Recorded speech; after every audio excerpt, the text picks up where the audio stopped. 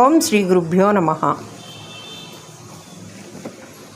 వ్యాస భారతాన్ని తెనుగు చేస్తూ తిక్కన చెప్పిన సారపు ధర్మమున్ విమల సత్యము అనే ఉద్యోగ పరమంలోని పద్యం పండితుల విశేష ప్రశంసలకు నోచుకుంది. అధర్మం చేతిలో ధర్మం, అసత్యం బలం ముందు సత్యం కృషిస్తున్న దుస్థితిని సమర్థులు స్వయంగా పూనుకొని ఎదుర్కోకుంటే సమాజం భ్రష్టుపడుతుంది, అది వారికి కూడా చేటు తెస్తుంది. మూల భారతంలో ఉన్నది ఇంతవరకే. మరి నిస్సహాయుల సంగతి ఏంటి? సమాజంలో అందరూ సమర్థులే ఉండరు కదా అని ఆలోచించిన తిక్కన ఆ భావాన్ని కొనసాగిస్తూ దక్షులైన వారు ఉపేక్ష వహించిన సత్యధర్మాలకు దైవం రక్షణగా నిలుస్తాడని కృష్ణుడి నోట అభయం ఇప్పించాడు. అది బలహీనులకు భగవంతుడి భరోసా. తిక్కన కలిగించిన ఆశ యుగధర్మాన్ని అనుసరిస్తూ తిక్కన చేసిన ఈ జోడింపు మార్పు ఆ పద్యంలోని అఖండ ధర్మదీపం వత్తిని ఎగదోసింది, వెలుగులు పెంచింది. తిక్కనామాచ్యుడు మంత్రి కాబట్టి సమాజ హితాన్ని దృష్టిలో పెట్టుకుని మూల భారతాన్ని తన దాటి మరో అడుగు ముందుకేశాడు. ప్రతి యుగంలోనూ మనిషి పాటించాల్సిన ధర్మ సూక్ష్మాన్ని నిర్దేశించాడు.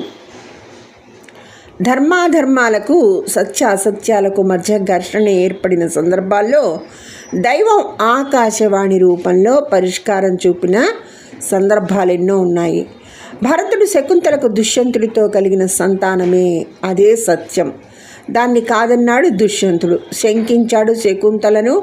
ఆమె కందెడెందమున ఆ ఇల్లాలి మనసు గాయపడింది అన్నాడు నన్నయ్య. నిజానికి గాయమైంది సత్యానికి. దివ్యవాణి వినిచే వీడు నీకున్ శకుంతలకన్ ప్రియనందనుండు చేకొనుము అని అప్పుడు సత్యవాణి పలికింది. సత్యానికి రక్షణ దొరికింది, సమస్య సమసిపోయింది. మృత్యుభీతి ఆవరించిన కంసుడు దేవకీదేవికి పుట్టిన పసి కూనలను అడ్డంగా నరికేస్తున్నాడు. చివరికి యోగమాయ అడ్డుకుంది. నా సరసం జనించి నించంపెడి వీరుడొక్క దశ సత్కృతిన్ వందెడు వాడు మరోచోట క్షేమంగా గారాభంగా పెరుగుతున్నాడంటూ కంసుడి భయాన్ని మరింతగా పెంచింది. చంపిన లేత దేహాల్లోంచి కంసుడి చావు జీవం పోసుకుందని హెచ్చరించింది. యోగమాయ ధైర్యం చెప్పింది, దేవకికి కాదు ధర్మానికి. భారత భాగవతాలను విశ్వసించే వారికి ఆకాశవాణి ఒక సత్యం, కాని వారికది కల్పన. ఈ ద్వంద్వాలు ప్రతి యుగంలోనూ సర్వసహజం. ప్రతి పరిష్కారం అంచున మరో సంక్షోభం వేలాడుతూనే ఉంటుంది. అద్దేపల్లి ప్రభువుగా చెప్పినట్లు మనం ఎక్కడికి పారిపోలేదు.